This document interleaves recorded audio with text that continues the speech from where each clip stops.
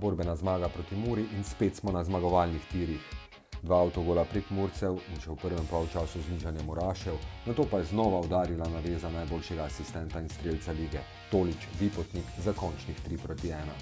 Še kako pomembna zmaga za dodatni optimizem in samozavest pred zaključkom prvenstva in seveda pred sobotnim finalom pokala proti Olimpiji, vsi v Celje.